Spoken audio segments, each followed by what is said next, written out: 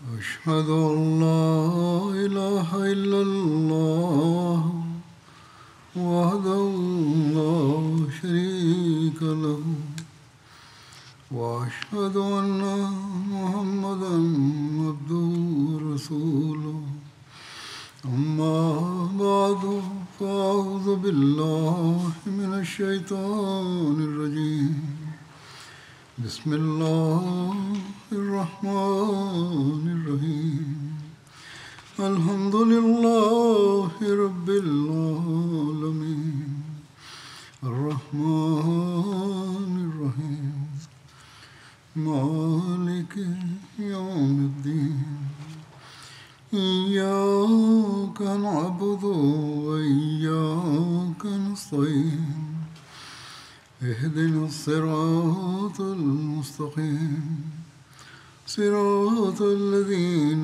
أنعمت عليهم غير المغضوب عليهم ولا الضالين.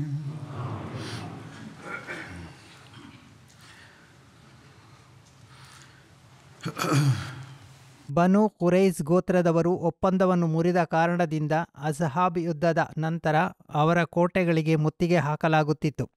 ಮುಸ್ಲಿಮರಿಗೆ ನಷ್ಟವುಂಟು ಮಾಡುವುದಕ್ಕಾಗಿ ಮತ್ತು ಒಪ್ಪಂದವನ್ನು ಮುರಿದ ಕಾರಣದಿಂದಾಗಿ ಅವರಿಗೆ ಶಿಕ್ಷೆ ನೀಡಲಿಕ್ಕಾಗಿ ಹೀಗೆ ಮಾಡಲಾಗಿತ್ತು.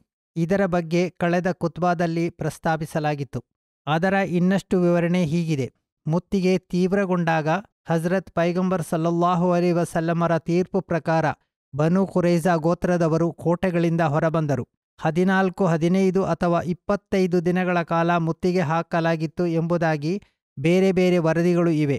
ಚರಿತ್ರೆಯ ವಿವಿಧ ವರದಿಗಳ ಉಲ್ಲೇಖಿಸಿ ಈ ಮುತ್ತಿಗೆಯ ಕಾಲಾವಧಿ ಸುಮಾರು 25 ದಿನಗಳಷ್ಟು ಆಗಿತ್ತು ಎಂದು ಹಜರತ್ ಮಿರ್ಜಾ ಬಶೀರ್ ಅಹ್ಮದ್ ಸಾಹಿಬ್ ರಲಿಯಲ್ಲಾಹು ಅನ್ಹು ಹೇಳುತ್ತಾರೆ. ಬನು ಖುರೈಜ್ ಗೋತ್ರದವರ ಬಗ್ಗೆ ತೀರ್ಪು ನೀಡಲು ಹಜರತ್ ಸಅದ್ ಬಿನ್ ಮಆದ್ ರಲಿಯಲ್ಲಾಹು ಅನ್ಹವರನ್ನು ತೀರ್ಪುಗಾರರಾಗಿ ಮಾಡಲಾಗಿತ್ತು. ಯಹೂದಿಯರನ್ನು ಬಂಧಿಸಲು ಹಜರತ್ ಪೈಗಂಬರ್ ಸಲ್ಲಲ್ಲಾಹು ಅಲೈಹಿ ವಸಲ್ಲಂ ಆದೇಶ ನೀಡಿದಾಗ ಅವರನ್ನು ಹಗ್ಗಗಳಿಂದ ಕಟ್ಟಲಾಯಿತು. ಮಹಿಳೆಯರನ್ನು ಮತ್ತು ಮಕ್ಕಳನ್ನು ಬೇರ್ಪಡಿಸಲಾಗಿತ್ತು. ಅವರ ಕೋಟೆಗಳಿಂದ 1500 ಖಡ್ಗಗಳು, 300 ಯುದ್ಧ ಸಮವಸ್ತ್ರಗಳು, 2000 ಈಟಿಗಳು, 1200 ಚರ್ಮದ ಗುರಾಣಿಗಳು ಮತ್ತು ಅನೇಕ ಪಾತ್ರೆಗಳು ಲಭಿಸಿದ್ದವು. ಒಂಟೆಗಳು ಮತ್ತು ಇತರ ಜಾನುವಾರುಗಳು ಕೂಡ ಲಭಿಸಿದ್ದವು. ಅವೆಲ್ಲವನ್ನು ಒಟ್ಟುಗೂಡಿಸಲಾಯಿತು. ಬನು ಖುರೈಜಾ ಗೋತ್ರ ನಮ್ಮ ಮಿತ್ರಪಕ್ಷವಾಗಿದೆ, ಆದ್ದರಿಂದ ಅವರನ್ನು ಕ್ಷಮಿಸಿಬಿಡಿ ಎಂದು ಔಸ್ ಗೋತ್ರದ ಪ್ರಮುಖರು ಹಜರತ್ ಪೈಗಂಬರ್ ಸಲ್ಲಲ್ಲಾಹು ಅಲೈಹಿ ವಸಲ್ಲಮರೊಡನೆ ಹೇಳಿದರು. ಅವರು ಒತ್ತಾಯಪಡಿಸಿದಾಗ ಹಜರತ್ ಪೈಗಂಬರ್ ಸಲ್ಲಲ್ಲಾಹು ಅಲೈಹಿ ವಸಲ್ಲಮರು ಹೇಳಿದರು, ನಿಮ್ಮಲ್ಲಿ ಒಬ್ಬ ವ್ಯಕ್ತಿಗೆ ಅವರ ಬಗ್ಗೆ ತೀರ್ಪು ನೀಡುವ ಹೊಣೆಗಾರಿಕೆಯನ್ನು ವಹಿಸಿಕೊಡಲು ನೀವು ಒಪ್ಪುತ್ತೀರಾ? ಅವರು ಸಮ್ಮತಿಸಿದಾಗ ಈ ವಿಷಯವನ್ನು ಹಜರತ್ ಸಅದ್ ಬಿನ್ ಮಆದ್ ರವರಿಗೆ ಒಪ್ಪಿಸಲಾಯಿತು. ಮತ್ತೊಂದು ವರದಿಯಲ್ಲಿ ಹೀಗೆ ಬಂದಿದೆ. ಹಜರತ್ ಪೈಗಂಬರ್ ಸಲ್ಲಲ್ಲಾಹು ಅಲೈಹಿ ವಸಲ್ಲಮರು ಹೇಳಿದರು, ನನ್ನ ಸಹಾಬಿಯರಲ್ಲಿ ಯಾರಾದರೂ ಬೇಕಾದರೂ ನೀವು ಆಯ್ಕೆ ಮಾಡಿರಿ. ಆಗ ಅವರು ಹಜರತ್ ಸಅದ್ ಬಿನ್ ಮಆದ್ ರನ್ನು ಆಯ್ಕೆ ಮಾಡಿದರು. ಹಜರತ್ ಸಅದ್ ಬಿನ್ ಔಸ್ ಇರುವುದು ಅವರ ಅರಬಿಯ ಸಂಪ್ರದಾಯದ ಪ್ರಕಾರ ಹಜರತ್ ಸಅದ್ ತಮ್ಮ ಗೋತ್ರಕ್ಕಾಗಿ ರಿಯಾಯಿತಿ ನೀಡುವರು ಎಂದು ಅವರು ಭಾವಿಸಿದ್ದರು.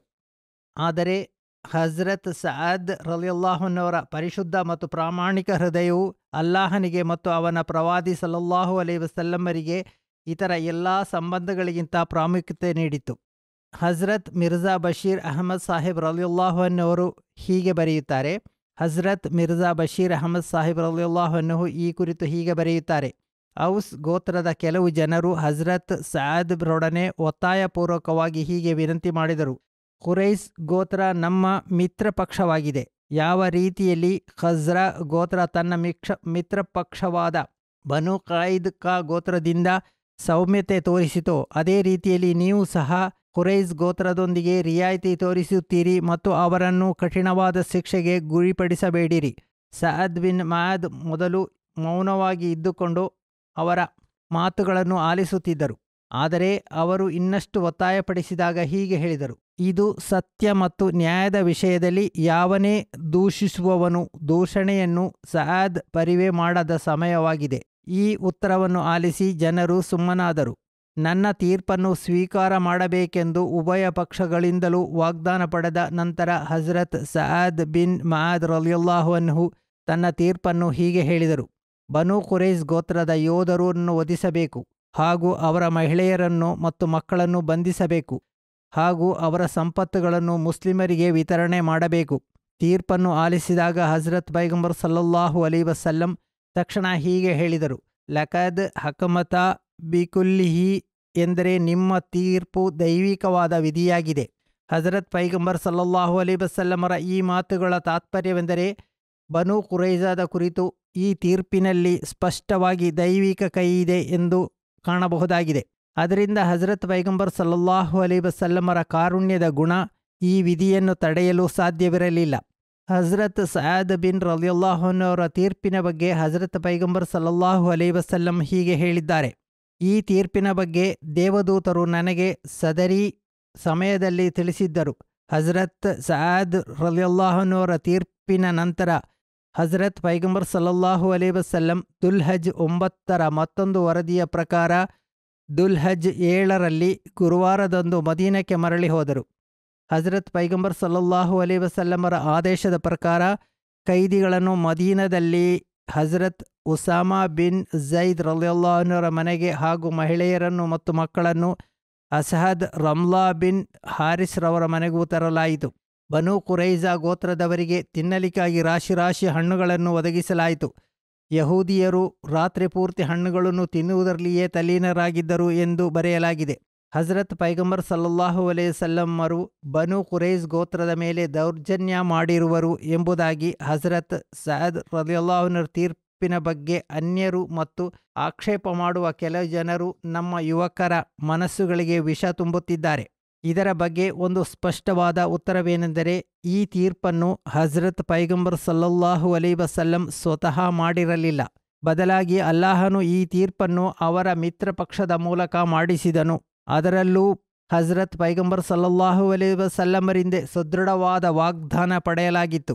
ಈ ಸಂದರ್ಭದಲ್ಲಿ ಹಜರತ್ ಪೈಗಂಬರ್ ಸಲ್ಲಲ್ಲಾಹು ಅಲೈಹಿ ವಸಲ್ಲಮರು ಬಹಳ ದುಃಖದಿಂದ ಹೀಗೆ ಹೇಳಿದರು: ಲವ್ ಅಮನ್ ಬಿ ಅಶರತುನ್ ಮಿನಲ್ ಯಹೂದಿ ಲಅಮತುಲ್ ಬಿನಲ್ ಯಹುವ, ಎಂದರೆ ಯಹೂದಿಯರಲ್ಲಿ ಪ್ರಮುಖ 10 ಜನರು ನನ್ನಲ್ಲಿ ವಿಶ್ವಾಸ ಹೊಂದಿದ್ದರೆ ಯಹೂದಿಯರಿಂದ ಈ ಪೂರ್ತಿ ಸಮುದಾಯ ನನ್ನಲ್ಲಿ ವಿಶ್ವಾಸ ಹೊಂದುತ್ತಿದ್ದರು ಹಾಗೂ ದೈವ ಶಿಕ್ಷೆಯಿಂದ ಪಾರಾಗುತ್ತಿದ್ದರು ಎಂಬ ಪ್ರತಿಕ್ರಿಯೆಯನ್ನು ನಾನು ಅಲ್ಲಾಹನಲ್ಲಿ ಇರಿಸುತ್ತಿದ್ದೆ. ಮರುದಿನ ಬೆಳಿಗ್ಗೆ ಹಜರತ್ ಸಅದ್ ಬಿನ್ ಮಅದ್ ರಲಿಯಲ್ಲಾಹು ಅನ್ಹು ತೀರ್ಪು ಜಾರಿಯಾಗಬೇಕಿತ್ತು. ತೀರ್ಪು ಜಾರಿಯಾಗುವ ವೇಳೆ ಯಾವುದಾದರೂ ನಿದರ್ಶನ ಅವಶ್ಯಕತೆ ಬರಬಹುದೆಂದು ತಡ ಮಾಡದೆ ನಿರ್ದೇಶನ ನೀಡುವ ಉದ್ದೇಶದಿಂದ ಹಜರತ್ ಪೈಗಂಬರ್ ಸಲ್ಲಲ್ಲಾಹು ಅಲೈಹಿ ವಸಲ್ಲಮರು ಸ್ವತಃ ಸಮೀಪದಲ್ಲಿಯೇ ಒಂದು ಜಾಗದಲ್ಲಿ ಕುಳಿತುಕೊಂಡಿದ್ದರು. ನ್ಯಾಯಾಲಯದ ದೃಷ್ಟಿಯಲ್ಲಿ ಹಜರತ್ ಪೈಗಂಬರ್ ಸಲ್ಲಲ್ಲಾಹು ಅಲೈಹಿ ವಸಲ್ಲಮರ ತೀರ್ಪಿಗೆ ಮೇಲ್ಮನವಿ ಎಂಬಂತೆ ಹಜರತ್ ಪೈಗಂಬರ್ ಸಲ್ಲಲ್ಲಾಹು ಅಲೈಹಿ ವಸಲ್ಲಮರ ಮುಂದೆ ಇರಿಸಲು ಸಾಧ್ಯವಿರಲಿಲ್ಲ. ಆದರೆ ಒಬ್ಬ ಅರಸ ತನ್ನ ರಾಜ್ಯದ ಪ್ರಧಾನಿ ಎಂಬ ನಿಟ್ಟಿನಲ್ಲಿ ಯಾವುದಾದರೂ ವ್ಯಕ್ತಿಯ ಕುರಿತು ಯಾವುದಾದರೂ ವಿಶಿಷ್ಟ ಕಾರಣಗಳಿಂದ ದಯ ತೋರಿಸಬೇಕು ಎಂದು ಮಾಡುವ ಮನವಿಯನ್ನು ಹಜರತ್ ಪೈಗಂಬರ್ ಸಲ್ಲಲ್ಲಾಹು ಅಲೈಹಿ ವಸಲ್ಲಂ ಆಲಿಸಬಹುದಾಗಿತ್ತು. ಅಪರಾಧಿಗಳನ್ನು ಒಬ್ಬೊಬ್ಬರನ್ನಾಗಿ ವಧಿಸಲು ಎಂದರೆ ಒಬ್ಬರನ್ನು ವಧಿಸುವಾಗ ಮತ್ತೊಬ್ಬನು ಸಮೀಪ ಇಲ್ಲದ ರೀತಿಯಲ್ಲಿ ವಧಿಸಲು ಹಜರತ್ ಪೈಗಂಬರ್ ಸಲ್ಲಲ್ಲಾಹು ಅಲೈಹಿ ವಸಲ್ಲಮರ ಕಾರುಣ್ಯದಿಂದ ಆದೇಶ ನೀಡಿದರು. ಬನು ನಜೀರ್ನ ಮುಖಂಡ ಹುಯ್ಯು ಬಿನ್ ಅಖ್ತಬ್ ಸರದಿ ಬಂದಾಗ ಆತ ಹಜರತ್ ಪೈಗಂಬರ್ ಸಲ್ಲಲ್ಲಾಹು ಅಲೈಹಿ ವಸಲ್ಲಮರನ್ನು ನೋಡಿ ಹೀಗೆ ಹೇಳಿದನು: ಹೇ ಮುಹಮ್ಮದ್ ಸಲ್ಲಲ್ಲಾಹು ಅಲೈಹಿ ವಸಲ್ಲಂ, ನಿಮ್ಮನ್ನು ಏಕೆ ವಿರೋಧಿಸಿದೆ ಎಂಬುದರ ಬಗ್ಗೆ ನನಗೆ ದುಃಖವಿಲ್ಲ. ಆದರೆ ಸಂಗತಿ ಎಂದರೆ ಯಾರು ದೇವನನ್ನು ಉಪೇಕ್ಷಿಸುತ್ತಾನೋ ಆತನನ್ನು ದೇವನೂ ಕೂಡ ಉಪೇಕ್ಷಿಸುತ್ತಾನೆ. ಇದು ಅವನದೇ ಆದೇಶ ಮತ್ತು ವಿಧಿಯಾಗಿದೆ ಎಂದು ಹೇಳಿದನು. ಅದೇ ರೀತಿಯಲ್ಲಿ ಕುರೈಜಾದ ನೇತಾರ ಕಅಬ್ ಬಿನ್ ಸಾದನನ್ನು ತರಲಾದಾಗ ಹಜರತ್ ಪೈಗಂಬರ್ ಸಲ್ಲಲ್ಲಾಹು ಅಲೈಹಿ ವಸಲ್ಲಮರ ಸೂಚನೆಯ ರೂಪದಲ್ಲಿ ಆತನೊಡನೆ ಮುಸ್ಲಿಮನಾಗಲು ಮನವಿ ಮಾಡಿದರು. ಆತನು ಹೇಳಿದನು: ಹೇ ಅಬುಲ್ ಖಾಸಿಮ್, ನಾನು ಮುಸ್ಲಿಮನಾಗುತ್ತಿದ್ದೆ, ಆದರೆ ಮರಣಕ್ಕೆ ಹೆದರಿ ಹಾಗೆ ಮಾಡಿದ್ದೇನೆ ಎಂದು ಜನರು ಹೇಳುವರು. ಆದುದರಿಂದ ನನ್ನನ್ನು ಯಹೂದಿ ಧರ್ಮದಲ್ಲಿಯೇ ಮೃತನಾಗಲು ಬಿಡು ಎಂದನು. ಈ ಯುದ್ಧದ ಫಲವಾಗಿ ಸಂಗ್ರಹಗೊಂಡ ಯುದ್ಧ ಸಂಪತ್ತನ್ನು ಹಜರತ್ ಪೈಗಂಬರ್ ಸಲ್ಲಲ್ಲಾಹು ಅಲೈಹಿ ವಸಲ್ಲಮರು ಸಹಾಬಿಯರ ನಡುವೆ ವಿತರಣೆ ಮಾಡಿದರು. ಕೆಲವು ಮಹಿಳೆಯರಿಗೂ ಅದರಿಂದ ಪಾಲು ನೀಡಲಾಯಿತು. ಇತರ ಕೈದಿಗಳ ಕುರಿತು ಅನೇಕ ಚರಿತ್ರೆಯ ಗ್ರಂಥಗಳಿಂದ ಸಾಕಷ್ಟು ಅನ್ವೇಷಣೆಗಳನ್ನು ನಡೆಸಿ ಹಜರತ್ ಮಿರ್ಜಾ ಬಶೀರ್ ಅಹ್ಮದ್ ಸಾಹೇಬ್ ರಲಿಯಲ್ಲಾಹು ಅನ್ಹು ಹೀಗೆ ಬರೆದಿರುವರು: ಹಜರತ್ ಪೈಗಂಬರ್ ಸಲ್ಲಲ್ಲಾಹು ಅಲೈಹಿ ವಸಲ್ಲಂ ಅವರ ನಜದಿನ ಕಡೆಗೆ ಕಳಿಸಿದರು ಎಂದು ಕೆಲವು ವರದಿಗಳಿಂದ ತಿಳಿದು ಬರುತ್ತದೆ. ಅಲ್ಲಿ ನಜದಿನ ಕೆಲವು ಗೋತ್ರಗಳು ಅವರ ಪರವಾಗಿ ಪರಿಹಾರ ಧನವನ್ನು ನೀಡಿ ಅವರನ್ನು ಬಿಡುಗಡೆಗೊಳಿಸಿದ್ದರು. ಆ ಹಣದಿಂದ ಮುಸ್ಲಿಮರು ಯುದ್ಧಕ್ಕಾಗಿ ತಮಗೆ ಬೇಕಾದ ಅಗತ್ಯ ಸಾಮಾನುಗಳಾದ ಕುದುರೆ ಮತ್ತು ಆಯುಧಗಳನ್ನು ಖರೀದಿ ಮಾಡಿದ್ದರು. ಹೀಗೆ ನಡೆದಿರಬಹುದು ಎಂದು ಸಾಧ್ಯವಿಲ್ಲದ ಸಂಗತಿಯೇನಲ್ಲ, ಏಕೆಂದರೆ ನಜದಿ ಗೋತ್ರಗಳು ಮತ್ತು ಬನು ಖುರೈಜ ಗೋತ್ರ ಪರಸ್ಪರ ಮಿತ್ರ ಗೋತ್ರಗಳಾಗಿದ್ದವು. ಆದರೆ ಈ ಕೈದಿಗಳು ಮದೀನದಲ್ಲೇ ಇದ್ದರು ಎಂದು ಪ್ರಬಲ ವರದಿಗಳಿಂದ ತಿಳಿದುಬರುತ್ತದೆ. ಸಂಪ್ರದಾಯದ ಪ್ರಕಾರ ಹಜರತ್ ಪೈಗಂಬರ್ ಸಲ್ಲಲ್ಲಾಹು ಅಲೈಹಿ ವಸಲ್ಲಂ ಆ ಕೈದಿಗಳನ್ನು ಮೇಲ್ನೋಟಕ್ಕಾಗಿ ಬೇರೆ ಸಹಾಬಿಯರಿಗೆ ವಿತರಣೆ ಮಾಡಿದರು. ಅವರಲ್ಲಿ ಕೆಲವರು ತಮ್ಮ ಪರಿಹಾರ ಧನವನ್ನು ಪಾವತಿ ಮಾಡಿ ಬಿಡುಗಡೆ ಮಾಡಿದರು. ಕೆಲವರನ್ನು ಹಜರತ್ ಪೈಗಂಬರ್ ಸಲ್ಲಲ್ಲಾಹು ಅಲೈಹಿ ವಸಲ್ಲಂ ಔದಾರ್ಯವೆಂಬಂತೆ ಬಿಡುಗಡೆಗೊಳಿಸಿದರು. ಆ ಜನರು ಅನಂತರ ಮೆಲ್ಲನೆ ಸ್ವಂತ ಇಷ್ಟದ ಪ್ರಕಾರ ಮುಸ್ಲಿಮರಾದರು. ಈ ಸಂದರ್ಭದಲ್ಲಿ ಹಜರತ್ ಪೈಗಂಬರ್ ಸಲ್ಲಲ್ಲಾಹು ಅಲೈಹಿ ವಸಲ್ಲಮರು ಒಂದು ಆದೇಶವನ್ನು ನೀಡಿದರು. ಹಜರತ್ ಪೈಗಂಬರ್ ಸಲ್ಲಲ್ಲಾಹು ಅಲೈಹಿ ವಸಲ್ಲಮರ ಕಾರುಣ್ಯದ ವಿಶಾಲತೆ ಮತ್ತು ಸ್ತ್ರೀಯರ ಹಿತೈಷಿ ಎಂಬ ರೀತಿಯಲ್ಲಿ ಸ್ವರ್ಣಲಿಪಿಯಲ್ಲಿ ಬರೆದಿಡಲು ಯೋಗ್ಯವಾಗಿದೆ. ಹಜರತ್ ಪೈಗಂಬರ್ ಸಲ್ಲಲ್ಲಾಹು ಅಲೈಹಿ ವಸಲ್ಲಮರು ಹೀಗೆ ಹೇಳಿದರು: ವಿತರಣೆ ಮಾಡಲ್ಪಡುವ ಅಥವಾ ಮಾರಾಟ ಮಾಡಲ್ಪಡುವ ಮಹಿಳೆಯರ ಜೊತೆಗೆ ಸಣ್ಣ ಮಗುವು ಇದ್ದರೆ ಪ್ರೌಢಾವಸ್ಥೆಗೆ ಬರುವ ತನಕ ಅವರನ್ನು ತಾಯಿಯಿಂದ ಬೇರ್ಪಡಿಸಬಾರದು. ಅದೇ ರೀತಿಯಲ್ಲಿ ಇಬ್ಬರು ಕಿರಿಯ ಸಹೋದರಿಗಳು ಇರುವುದಾದರೆ ಅವರನ್ನೂ ಸಹ ಪ್ರೌಢವಯಸ್ಸಿಗೆ ತಲುಪುವ ತನಕ ಬೇರ್ಪಡಿಸಲಾರದು. ಇದಾಗಿದೆ ಲೋಕಕ್ಕೆ ಕಾರುಣ್ಯ ನಿಧಿಯಾದ ಪ್ರವಾದಿಯ ಕೃತ್ಯ. ಮಹಿಳೆಯರು ಮತ್ತು ಕೈದಿಗಳು ತನ್ನ ವಿರೋಧಿಗಳ ಮೇಲಿನ ಔದಾರ್ಯ. ಆದರೆ ಇಂದು ಮುಸ್ಲಿಮರ ಸ್ಥಿತಿಯನ್ನು ನೋಡಿರಿ. ಅಲ್ಲಾಹನು ಮತ್ತು ಅವನ ಪ್ರವಾದಿಯ ಹೆಸರಿನಲ್ಲಿ ಜನರನ್ನು ಮನೆಯಿಂದ ಹೊರಗೆ ಹಾಕುತ್ತಿದ್ದಾರೆ ಮತ್ತು ಕೊಲೆ ಮಾಡುತ್ತಿದ್ದಾರೆ. ಅನಂತರ ಅವರ ಫಲಿತಾಂಶವೇನೆಂದರೆ ಮುಸ್ಲಿಮರ ಸ್ವತಃ ಗೌರವ ಕೊನೆಗೊಳ್ಳುತ್ತಿದೆ. ಅಲ್ಲಾಹನು ಮುಸ್ಲಿಮರಿಗೆ ಬುದ್ಧಿ ಮತ್ತು ವಿವೇಕವನ್ನು ನೀಡಲಿ.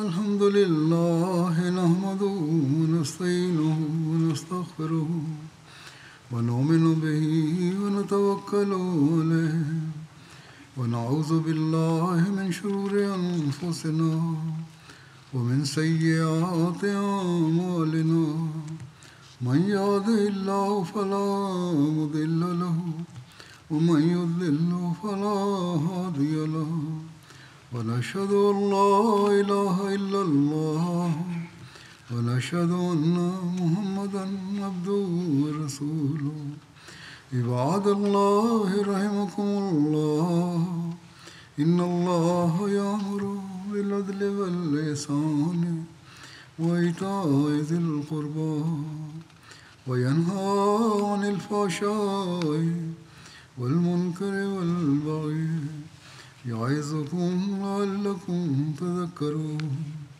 اذكروا الله يذكركم وادعوه يستجب لكم ولذكر الله أكبر.